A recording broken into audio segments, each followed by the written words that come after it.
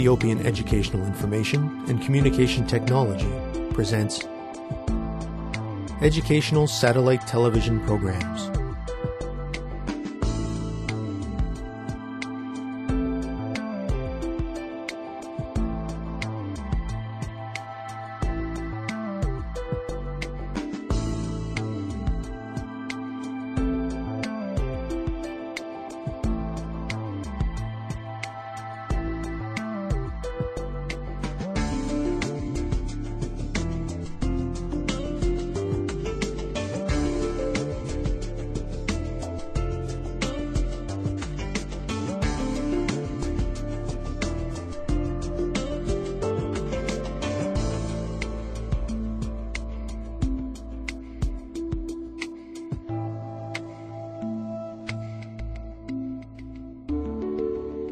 Hello, teacher.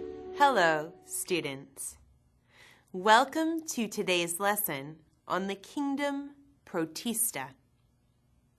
In our last lesson, we learned about the kingdom Monera. We learned that Monera is the kingdom that contains numerous organisms. It consists of prokaryotic cells or bacteria. We learned about the characteristics of prokaryotic cells, and we reviewed useful and harmful bacteria. In this lesson, we will be studying the characteristics of the kingdom Protista, and we will look at some examples of organisms in this kingdom. I am ready to begin if you are, students. Thus far in our lessons, we have learned about the five-kingdom system. The five kingdoms are Monera, Protista, fungi, Plantee, and Animalia. We have learned that all living organisms are organized into one of these broad groups based on key similarities. The kingdom Protista is a very diverse group of organisms. It includes mostly unicellular organisms that do not fit into any other kingdoms. Protista are eukaryotic organisms. This means that they are very small organisms that do have a nucleus. Students, from our previous lessons, do you recall what the terms unicellular and eukaryotic mean? Take a few minutes to write down your answers on a sheet of notebook paper. Students, let's get ready. Begin.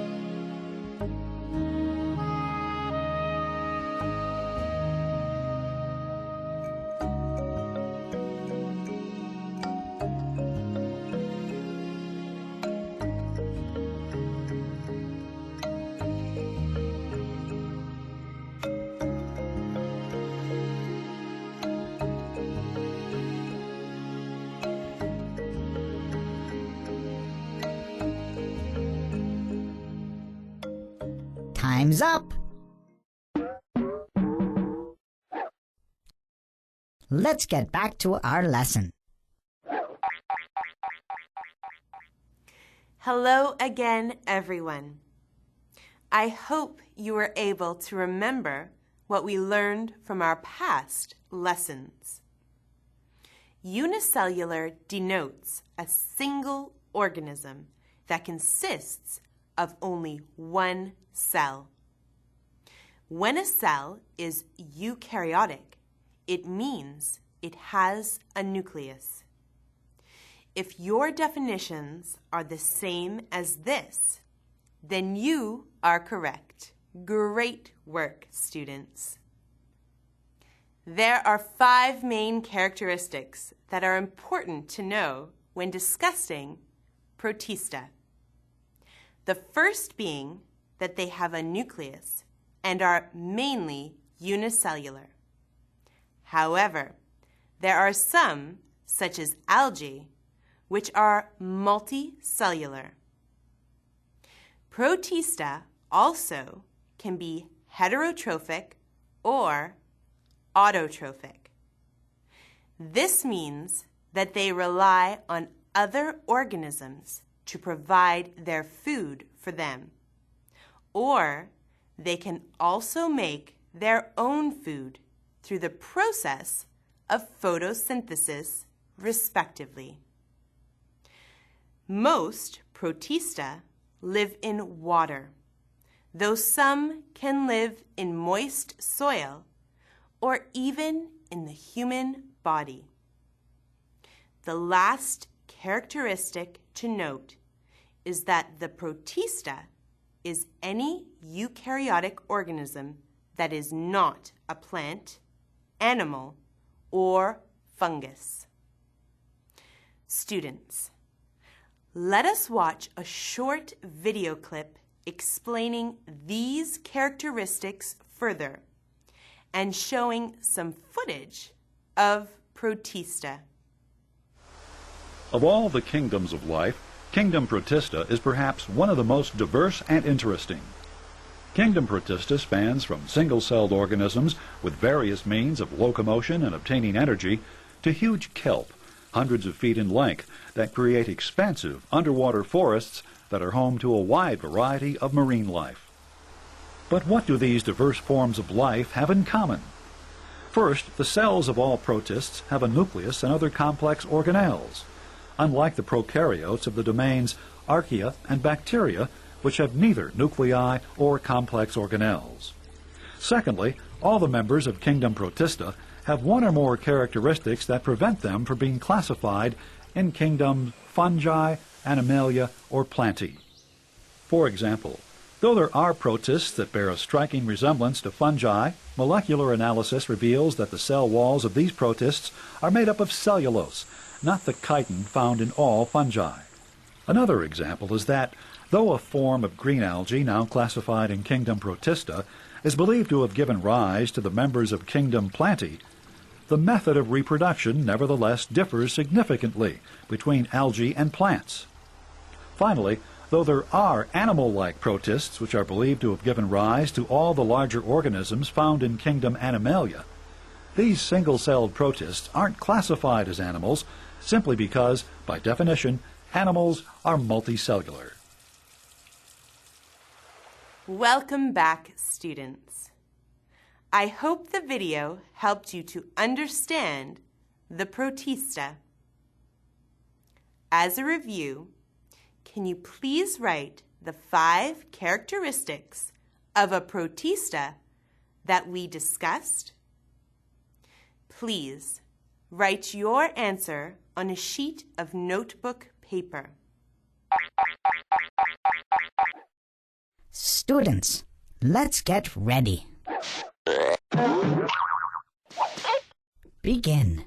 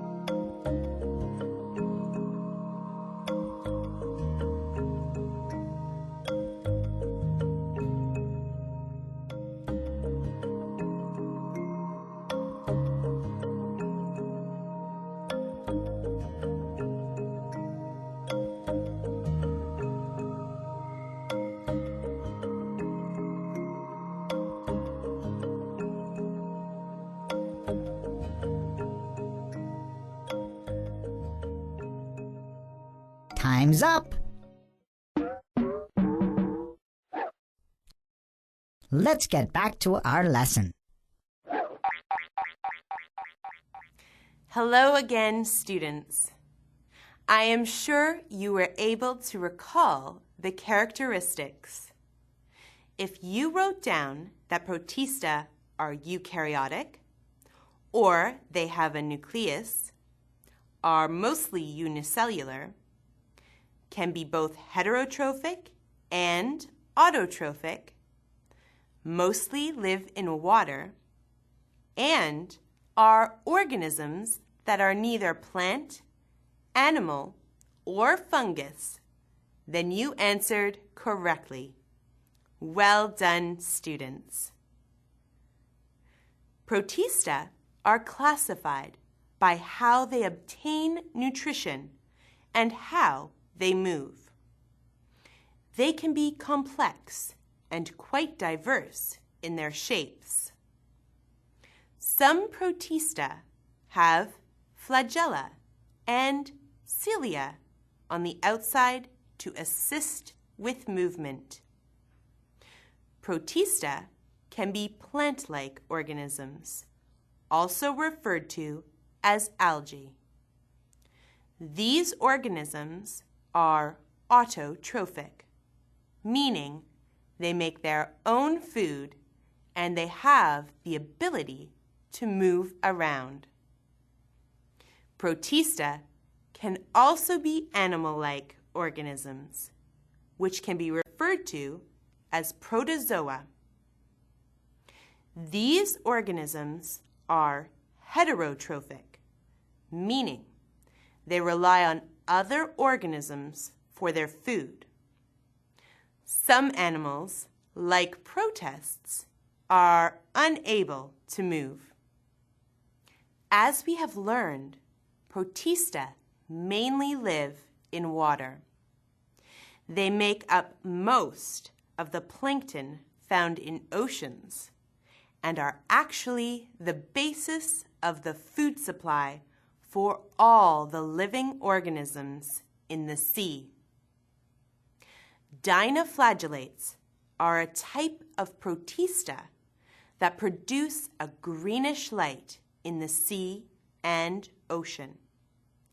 This is called bioluminescence, and it is defined as the production and emission of light by a living organism.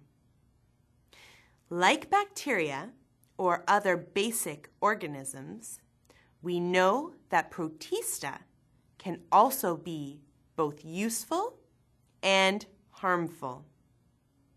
Protista are a source of nutrition for the ocean's organisms, but they can also cause serious disease in human beings.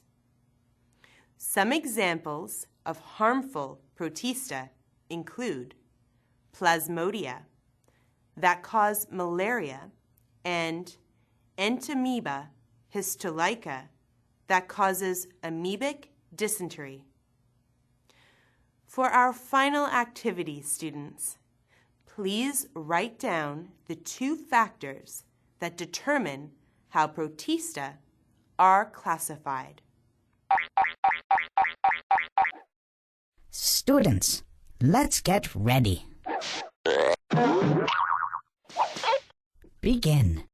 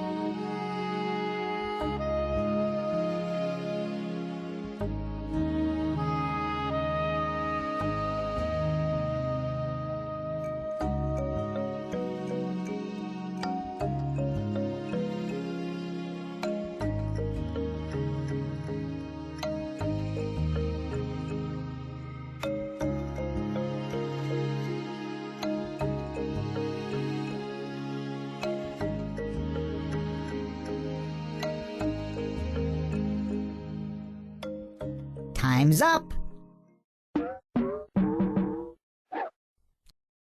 Let's get back to our lesson. Hello again, students.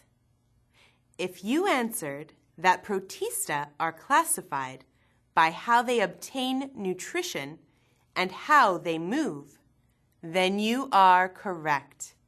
Well done. In this lesson, we learned about the kingdom Protista. We learned that Protista are eukaryotic cells, which are mainly unicellular. They have complex shapes, mainly live in water, and include plant-like and animal-like organisms. I hope you enjoyed the lesson today. Until next time, thank you, teacher. Thank you, students.